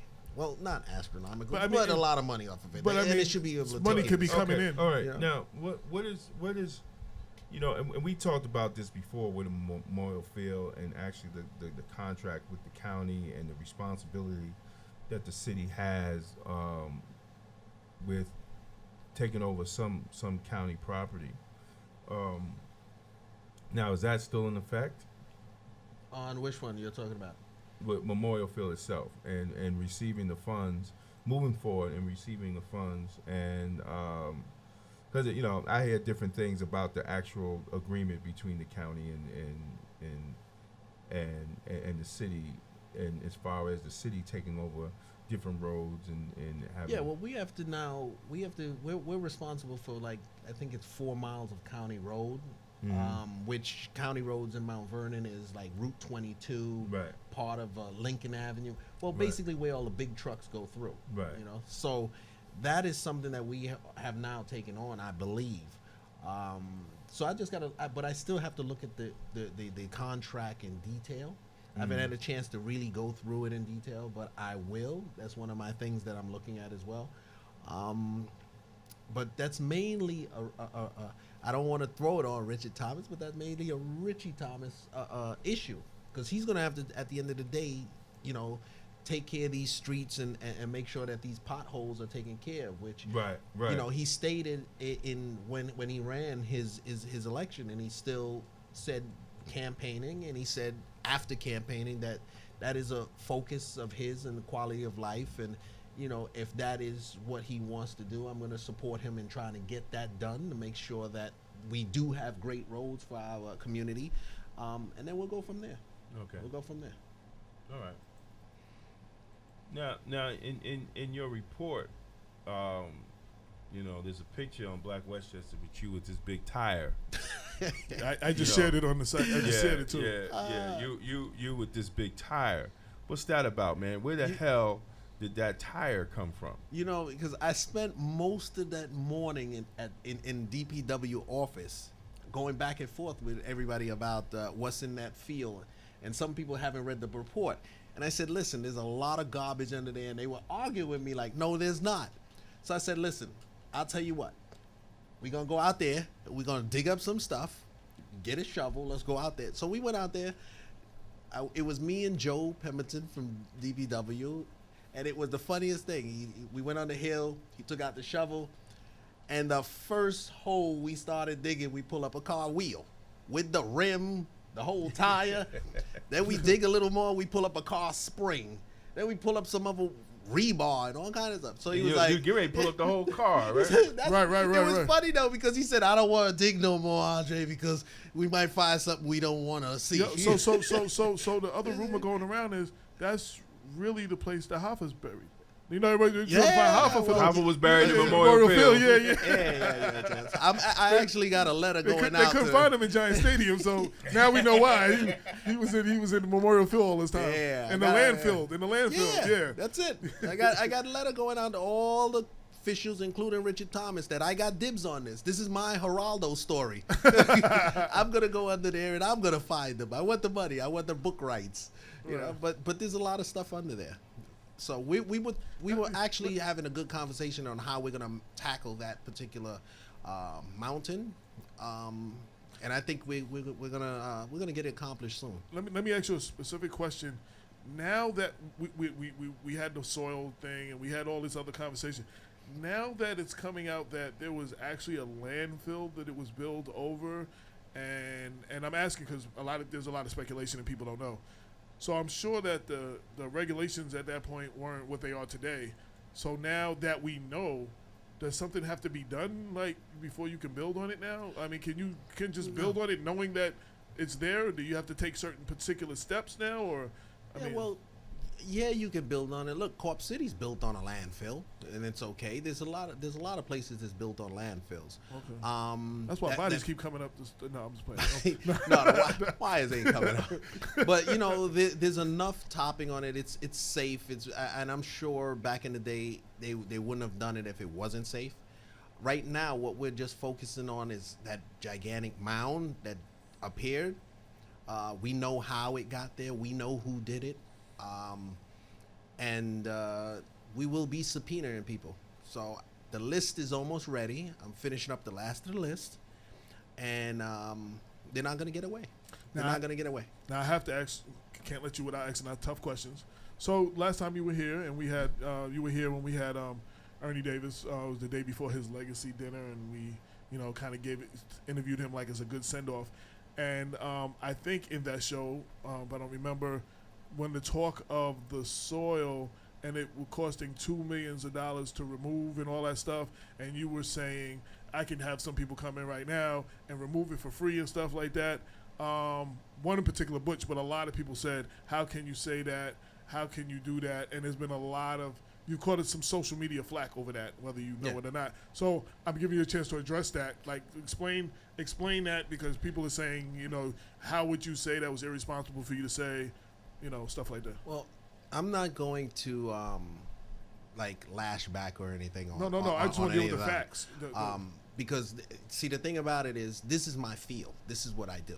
They don't do this, and there's a difference in terminology and in what I was saying. And it was interesting because when I went to the forum that Lyndon and Richie was having at the church. A woman stopped me outside and was having this conversation and told me, because they brought up something that I said the soil was good. I never said the soil was good. You can check your record. You could check Black Westchester things. You could check everything I said. I said the item 4 was clean. And the item 4 is clean because yesterday's conversation that we had was everybody looked at it, they know it. We're going to try to scoop that up, save it, put it to the top, use that when we knock down the stands. So it's all. We actually all had set. that conversation because I said, Right. are you worried about getting it? You said you get most of it, leave some of it down, but you get all the stuff at the top. Correct. And reuse it. So Correct. yeah. So when I'm looking at that, and I've always said the stuff on the top is clean. Okay. What was under it, I made that clear to everybody. I said we would have to do a bore test and check it. We have to go down and see what's under it because I wasn't at the time privy to exactly all the stuff that's under there. But since the investigation and me walking back and forth to a memorial field with the shovel and different days and digging and looking like an archaeologist, Yeah, with the hat with the light. Hey, Yeah, I needed yeah, a little yeah. hat with the light and all of that. And doing the full investigation, I could see what's there. I could see what's under. Now, is it gonna cost all that amount of money? It could, but it's not gonna happen because we're not going to allow those people who put it there to get away with this. This is not gonna happen, And so the approach we're gonna do is that you have all Rich, the mayor, the county legislator. You have all you're all We on the same all point. agree with on that. point We that all agree the with person that. who put it there see. This should be responsible. Let me just say this. If any of those folks are listening to this radio station right now. Some of their representatives are, Okay. they're not. But yeah. Okay. Let me make this clear. I already know who did it. I know the members. I know all the people involved. I have the pictures. I have the videos. We have everything. When we subpoena you, it's not for you to tell us what happened. We already know what happened. I just want to see if you're going to lie. That's the bottom line. And we just need to get some other things in. That's it. We already know who it is. We know all of the companies involved. We know all of the people. So if they think that they're going to get away, we're going to give them an opportunity to clean it up or go to jail. That's it. You got those two opportunities. And I know because I spoke to Mayor Thomas about it. He's got my back on this. County Legislator Williams got my back on this. We all know, and I'm sharing information back and forth with them so that we're all on the same page. This is something that the council, the mayor, county legislator, I want to make sure that our senator that represents it knows, and everybody knows what we have to do because this is not going to be tolerated. We have to make an example of those who did this. Bottom line, and then prove to everybody that this is not going to happen anymore. You have to, let me tell you, somebody got to get shot. That's what it comes down to. You got to hang somebody up. So people will understand that you're not going to come to our town and do this anymore. Those days are over. That's it. Well, the most encouraging thing that I've heard all of this, and out of all the times, because we've had most of the players, Lyndon's been here, Thomas has been here several times as a councilman, has not been here as mayor. Mayor Davis was here. You've been here a few times. There was always this one. It was a lot of this is the first conversation that I've been privy to since the interviews that I've been doing that I'm not hearing as much buck passing. Well, he and it. You working on it. You're sharing information. Y'all are on the same page on certain things. And maybe y'all might have different ways of going about it, but I'm hearing a little less buck passing, and I'm feeling a little more encouraged. And in most of those conversations, I saw a city divided, and I could never see how there was any point where they could be worked together. I mean, that's what it's always been. I'm looking at this from a whole different perspective. I'm not here to point fingers at who was sitting in the seat or the elected officials who should have been watching this or all of that. That doesn't matter. We hire somebody that's our police commissioner. Okay, people still on the street getting shot. We gonna blame him for that? Okay, you could only do so much. Did they know what was going on? No, maybe they didn't monitor it as much because you hire people and you put them in place to do the job, and sometimes you put so much trust into that person you don't pay attention to it and you let them do what they're doing thinking that they know what they're doing until you finally find out that they don't. But the bottom line is we have to just now focus on what we have to do to get past it, to get this done, because like I said, the goal is to get this field open by 2017. We got 2016 this year to prosecute, grab these folks, do what we got to do, clean up, build this. It's not a hard thing. I do this all the time. It's not a hard thing. Build it up and get it ready. So by the time the kids are coming out of school, 2017, you got Richard Thomas there cutting a ribbon and allowing these kids to, enjoy a feel and have this summer. No doubt. Well, I just want to say one more time, Brenda Crump, always on the job. So every time we talk about something, she digs it up and she finds it. So she found the original flyer graphic that Butch Thomas had put up saying, Andre Wallace, where is your friends that will take away the dirt, blah, blah, blah. And they quote you saying, I checked the fill, it's item 4, it's clean fill, ... That's the difference. But I'm saying, so you did say that, and they quoted you saying that, so she found the graphic. Let me tell you something. When I speak facts. I'm not going to, and I don't take hearsay. I don't listen to what somebody said, that this one said, and then make that truth. That's why I go out there and look for myself. I go out there and go get my guys. And let me tell you, we did a thorough investigation with all of the people that I had involved. And it's just not me. There's other people who helped me put all of this stuff together to write this 75-page report and you get the pictures and all kind of stuff and kick it back and forth from engineer to engineer and all of this kind of thing. We know what we're talking about. I know what I'm talking about. And they didn't understand. And I'm not saying that Butch and the rest of them making those comments, that they know what they were talking about. They didn't understand. I'm just going to leave it at that. They didn't understand the difference between the soil and the item 4. Was there slag in the soil of what the DEC reported? Yes, but you can find slag anyway. Slag comes from a lot of things. The slag is nothing more than metal that when you're welding and stuff like that, the drippings and stuff, which could have came from the water company that was staging the operation there in the field. It's all in the report. Slag could come from different ways, a lot of different ways. So when I said the DEC's report was not, I did mine because I said it wasn't so conclusive, because they did not test the whole entire field. They didn't do all of that stuff. Their concern was mainly the staging operation of using the field to bring the dirty material and put it there with the clean material and put it there, using it as a whole nother thing. They didn't run in there to see all the different contaminants, but yes, there's contaminants in there. There's contaminants from, I'm not gonna mention names now until I finish with what we have to do in the subpoena. It'll all come out. But those companies that dump the asphalt on the field, remember, asphalt is made out of oil. There's a lot of different things that they did on this field. Now when it rains, if you go take a trip to Memorial Field, in that whole section, you get all the rainbows you want, because the rainbows is the oil popping up out the soil. So it's really bad on that part. But we're going to have them clean it up. And I've already sent the letter to stop payment on some people so that we can hold their money in escrow until we finish this investigation. And that's great. But see, what Brenda Crump posted,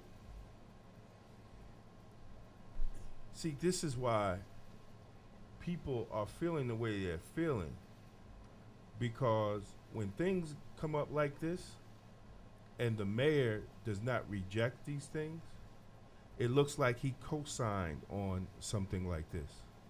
See, this is not professionalism. This is not what we need coming out of City Hall, and that's all I'm saying, because if you're in communication with the mayor, and this is your profession, we not, this is your profession. And he did receive a copy of your report, right?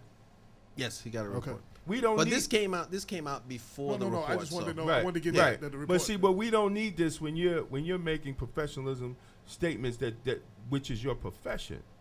See, and we don't. This is the confusion that I'm talking about, and this is the confusion that we don't need when we're trying to move this city forward. And that this proves my point. And this is what we don't need, because if Brenda Crump can bring this flyer up, how many other people that are not listening to the show did not hear what you said? Maybe Black Westchester didn't reach them.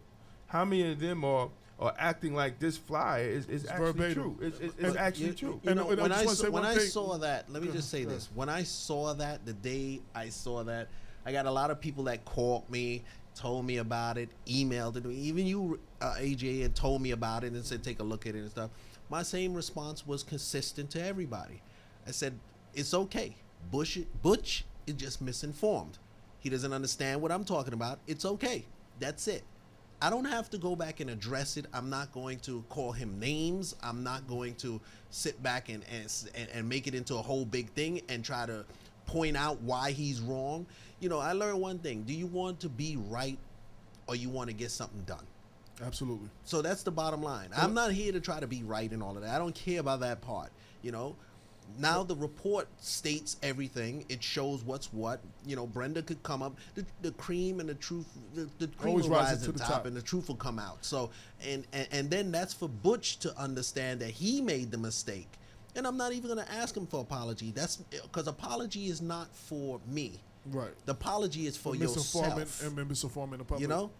And what I wanted to say, like those attacks are the type of attacks that people take and accuse Black Westchester and people before politics of, and that's how they do it to attack us by sending out wrong information.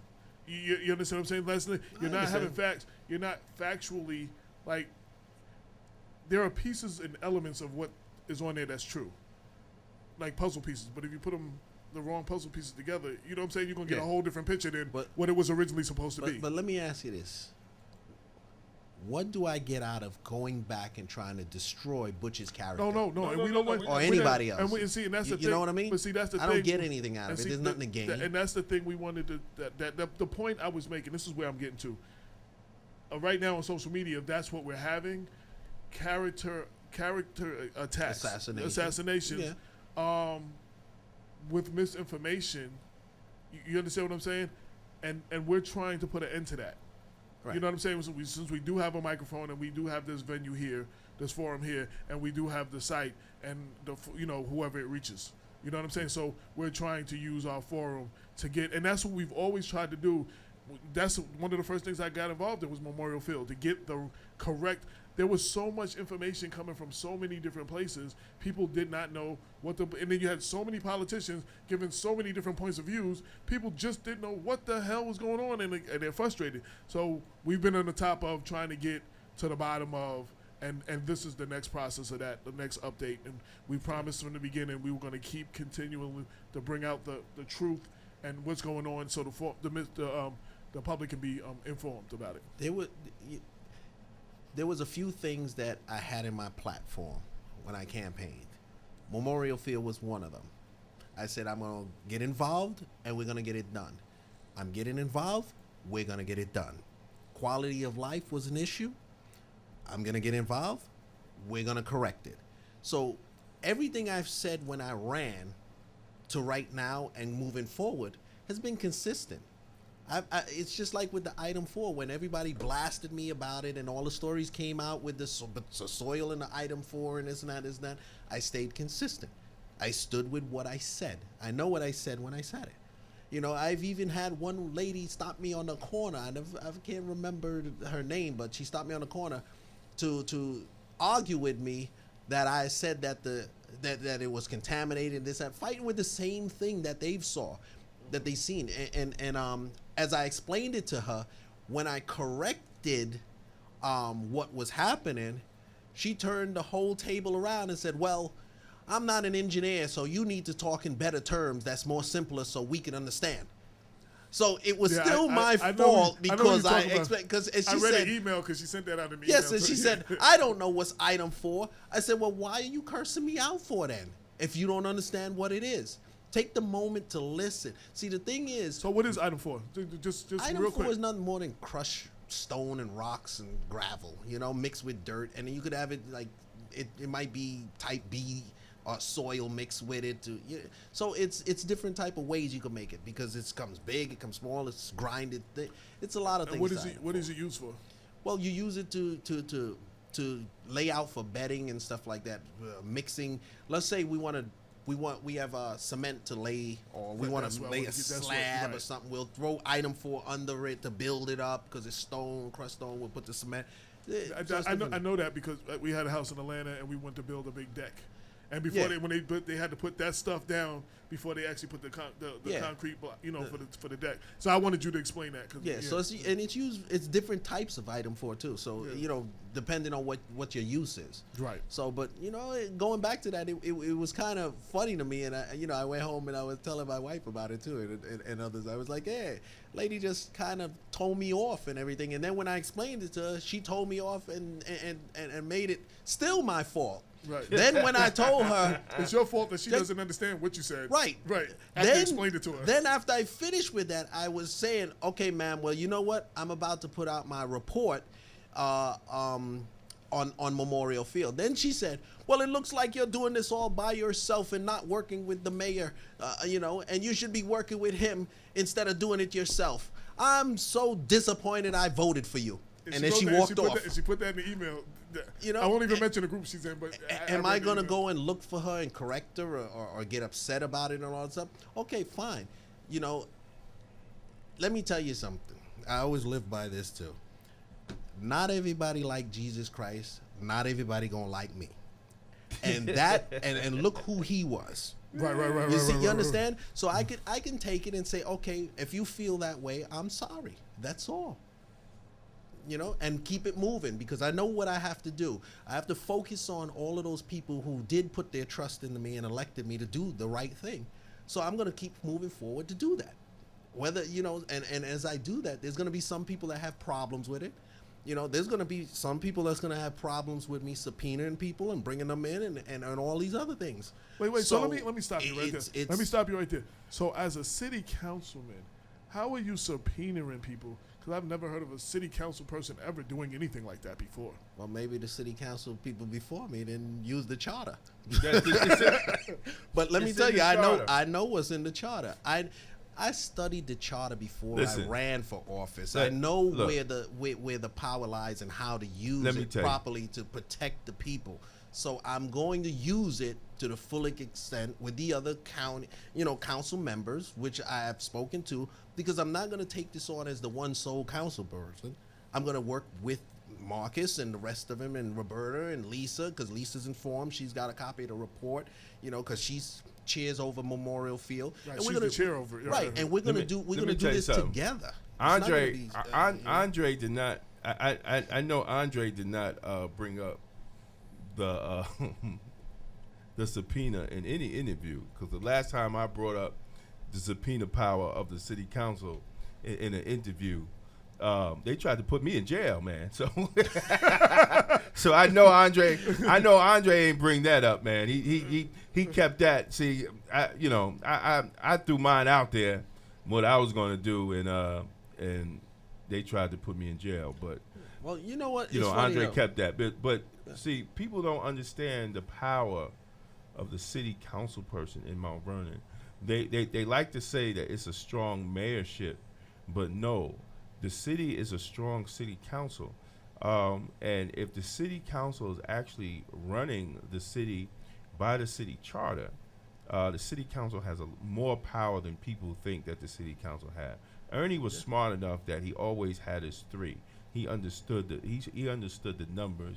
The He power of understood 3, and he said it, and he said it publicly all the time, that I have my 3. I could get my agenda across because I have my it 3. don't matter what the other two do. Right, and that's it's a learning experience for the new mayor.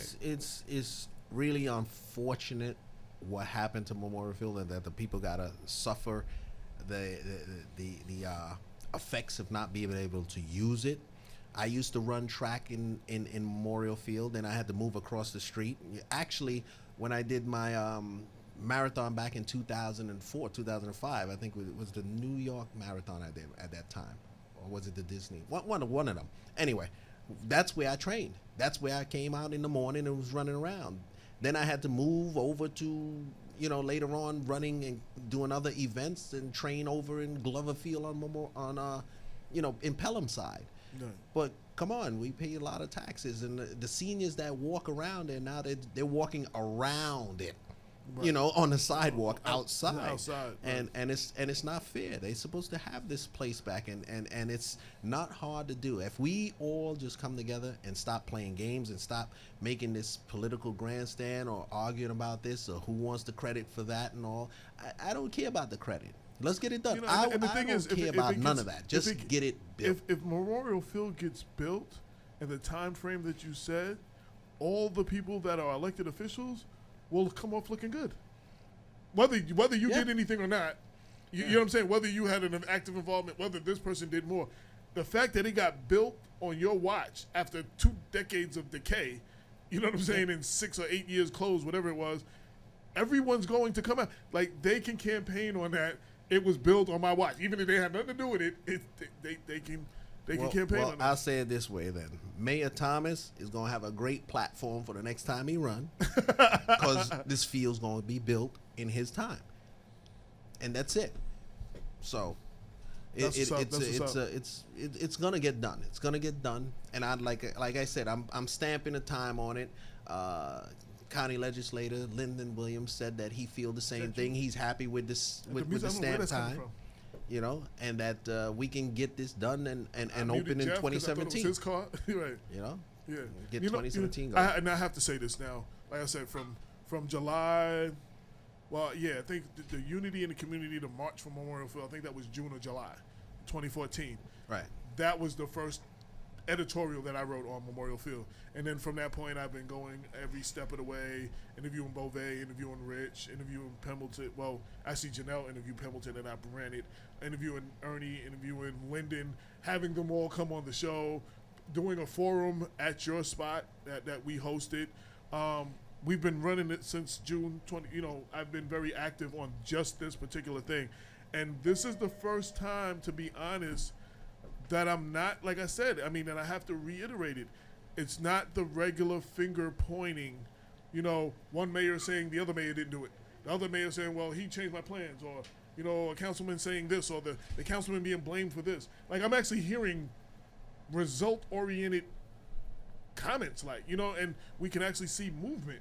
And it's very encouraging, because since I've been involved since June 2014, this is probably the first, other than the tennis court did get built. So I can't take away from that actually did get built in that time too. I believe everybody want to get it done. I know Gary Pretlow has also got some money for the city, and because he got others. I think like he got $1 million and, that he came up with. right. Yeah. So everybody's getting involved to make this happen. You know, this is all the bickering, the election, and all that's over. All the bickering is pushed to the side. And I call I for know everybody wants and I it call done. for everybody. Everybody You know? has to. It's over now.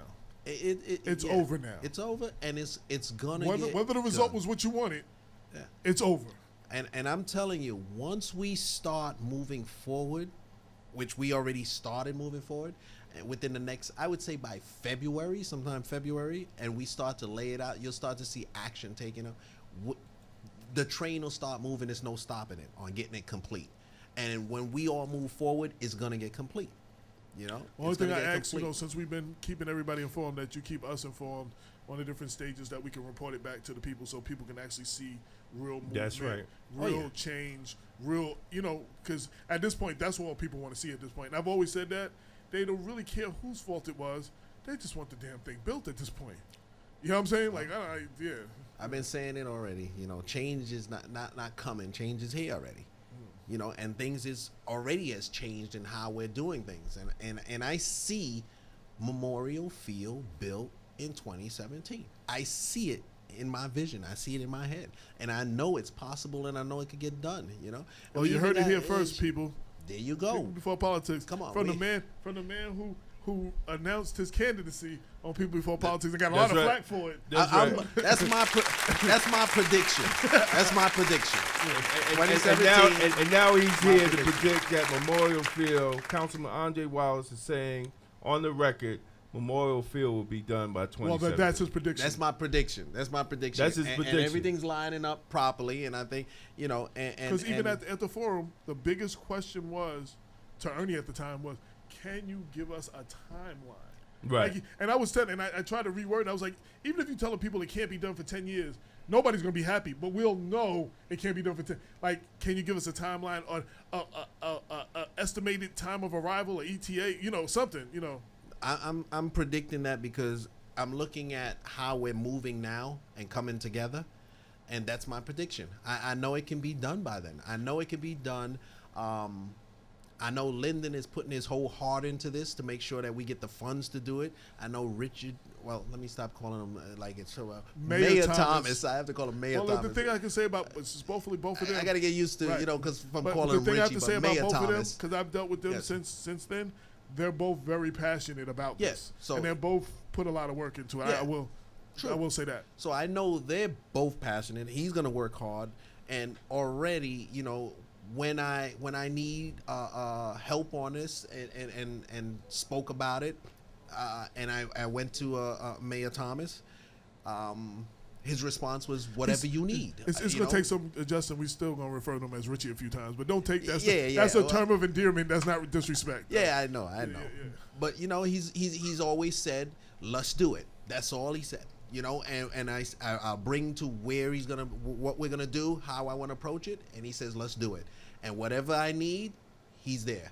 So we have the county, we have the mayor, we have the council body. We have Gary Pretlow, we have Senator Ruth, we have Klein, we get all these people. We just bring them together and make it happen. It's gonna happen. And we even I got Astorino gonna get involved. Right. 'Cause So this is wonderful. All look. of us, and then the Republican. And the Republican, if yeah. we could work together, Democrats and Republican, that's even more of a plus. Look how wonderful this is. All right, This is now an you- example you know, for everything in this county. Kumbaya. Hey, He's like, listen. It can happen. It can happen. Can't we all just get along? Yes, we Listen. all just get along. All right, Rodney King. All right, man. But we're gonna do it. We're gonna do it. I mean, no, it needs to They gotta get do it. done. It needs to get done for the spirit of the people. It needs to get done for the people of Mount Vernon. I mean, it's just been too long. It's just been too long, and it's an eyesore now, man. And it's amazing. So look, the money's there. They need more money, and you're doing what you're doing to hold whoever has been accountable. And down the line, I hope you come back. Oh, wait.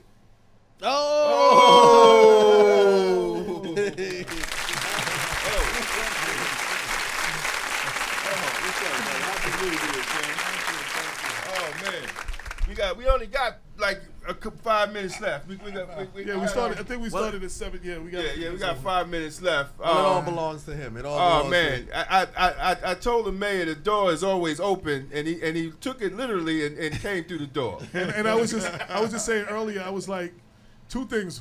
First off, never in my life would I have thought I would be sitting in church with two Davises on the side. See, you never know. And I said, I was saying, like, we worship together, we prayed at the altar together. Like, I mean, a lot of people would never have imagined that could happen. So, you know what I'm saying? So, yeah. So. Well, I knew God would bring you to the kneeling throne. So you cut your hair, and now you're all legitimate now. Yeah. So your first week is on. What they call it? Retirement? Do they call it retirement? I guess. Man, you look good. You look full in the face and everything. Well, You you know know what, what, man? man? He look younger, I right? posted the picture with you and Will. I think I posted it on your page too. And one of the comments that came was how well you look, how like if you look rested, like how good you look. Y'all not beating up on me no more. not taking me to court, writing about me. Oh, I got the Dubious Distinction Award. Oh, you did? Yeah. God bless you. Okay. Well, that was at Willie's church today, right? Oh, yeah. No, this is Black Reisman. Democrats. Reisman. Phil Reisman? Yeah. Really? I was in the top 10. Oh, we got to find that. Yeah, I was with Cuomo, Hillary. I was in big company, though. Oh, that's good. But they wrote the most about me. That's good. Oh, boy, I said, That's good. He loves to write about me. Now what he's going to do. I don't know. Well, what's next? You know, we got you for what's next for former Mayor Ernie Davis? Well, we're gonna be active, not necessarily in Mount Vernon, but in fact, I'm meeting some Chinese down on Friday. I'm going downtown, so there are a lot of things that I have to sift through. I heard you Africa, spend some Africa. That's what I said. I heard Africa is high on the agenda. Because I get back to what I wanted to do before, and that is plan for a community in the Cape Coast. And incidentally, two brothers from the Dominican Republic that I knew for a long time, they're into prefab housing. And then we were talking about doing prefab housing and taking it to Africa. And once we do that, we want to flip it over to the next community. I think there's a lot to be done, and so I was talking to my brother in Atlanta today. He said, you need to cool out for a while. And I said, nah, I don't need to cool out, because once you slow down, you stop. So I gotta keep keep it revved up. Yep. And the commercial said, body in motion, stay in motion. Yeah, absolutely. And so actually, you know, people talk and they said, now I want you to enjoy yourself. I said, well, let's look at it this way. I think life should be used up. And don't have any reserve, because you can't save life. You got to use life, and that's what I plan to do. When life is over, you need to go in a casket, and people need to be like, what happened to him? Right. All beat up. And right, that's how I want it. it. Every last thing used. Yeah. So, you know, we got done. we got a total of 3.5 minutes. Any last words? Well, I am going to yield my time to the distinguished gentleman to the right of me with the last 3 minutes. Well, thank you very much. I think that I go back to Benjamin Franklin when they signed the Declaration of Independence, and he said, later walked up to him and said, what have you done? He says, we have created a republic if you can keep it. Right. Now, Mount Vernon is a place that I don't think too many of us really stop to think how important it is, especially in the lives of African and the blacks and browns. Mount Vernon is the 8th largest city in the state of New York. And we got to take it more seriously. We owe the next generation a climate that is good and reasonable. And we have to be entrepreneurial-like. I told the churches today, you have an obligation to go into to see what's wrong and not just talk about it, do something about it, because somebody else will. You can see the remnants of what is going to happen unless you step forward. You will not have this city, and so we need to get on the good foot, be better examples for the next and incoming generation. Absolutely. Damon K. Jones, any last words? No last words, just for the people that's listening. I believe Tuesday down at Department of Justice, they're having a rally for justice for Ramarley Graham. I am Ramarley Graham. Yeah. Tuesday, January 12th, 12 p.m. Turn Up Tuesdays. Kickoff presser, DOJ Southern District, next to One Police Plaza. You can't miss the people. Once you go down there, you won't be able to miss the people. Right. And shout out to Constant, Little Miss, Malcolm, yes, and Frank. Yeah. They've been fighting. You know what I'm saying? Yeah. Well, they have to. I mean, that's the fight of many families throughout New York State, and we hope that Pete Barrera will start looking at the deaths of young black men, and instead of going after politicians all the time. Start going. He's trying to be the new Elliot Ness or Tom Dewey. He's trying to take all the giants down. Yeah. But we also want another invitation to former our former mayor to come back. You know, when his schedule permits, he graced us with a few minutes, and we're honored to have him here. You know, but to come back and discuss where are we actually going, man, in black politics in Westchester County, where a lot of these cities like Mount Vernon and in different pockets throughout Westchester. We had a conversation, I don't know if you remember, a couple years back where we talked about the report by the African American Advisory Board to Andrew O'Rourke, in which they predicted a lot of things that we see today in the different communities, the educational system, economic development, real estate of black people in Westchester County. And I hope you could come back and we could have that discussion, because a lot of those things in the report, we're seeing the cause and effects now in 2016. Well, I want to. We wouldn't. I got a WVOX Thursdays. What time? 9 o'clock, 9 to 10 every Thursday. Okay, you can. And I'd like to invite you all to come to my show. I'll be there Thursday. Yeah, Thursday. Great. I don't turn down a mic. Right. Okay. All right. That's great. So 9 to 10. 636-0110 is a telephone number. WVOX. And shout out to Jamie Pessin, because he said, don't forget to plug Ernie Show. So that was Jamie who Jamie used to be my co-host. Okay. Yeah. Okay. Well, so no, we want to do that because so much negative is written about us. We have the opportunity to send out the clarion word that of what is really concerning us and what should concern us. Absolutely. Well, with that, our time is done. You could be doing anything else, but you decided to ride with us, and we greatly appreciate it. Black Westchester presents People Before Politics every Sunday, 6 to 8 p.m. on InTheMixRadio.com. Until next week, peace. You will not be able to stay home, brother. You will not be able to plug in, turn on, and cop out. You will not be able to lose yourself on Skag and skip out for beer during commercials because the revolution will not be televised. The revolution will not be televised. The revolution will not be brought to you by Xerox in 4 parts without commercial interruptions. The revolution will not show you pictures of Nixon blowing a bugle and leading a charge by John Mitchell, General Abrams, and Spyro Agnew to eat hog maws confiscated from a Harlem sanctuary. The revolution will not be televised. The revolution will not be brought to you by the Schaefer Award Theater and will not star Natalie Woods and Steve McQueen or Bullwinkle and Julia.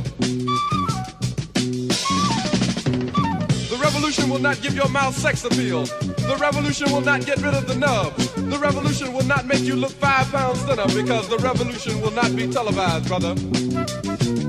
There will be no pictures of you and Willie Mae pushing that shopping cart down the block on the dead run or trying to slide that color TV into a stolen ambulance. NBC will not be able to predict the winner at 8:32 on report from 29 districts. The revolution will not be televised. There will be no pictures of pigs shooting down brothers on the instant replay. There will be no pictures of pigs shooting down brothers on the instant replay. There will be no pictures of Whitney Young being run out of Harlem on a rail with a brand new process. There will be no slow motion or still life of Roy Wilkins strolling through Watts in a red, black, and green liberation jumpsuit that he has been saving for just the proper occasion.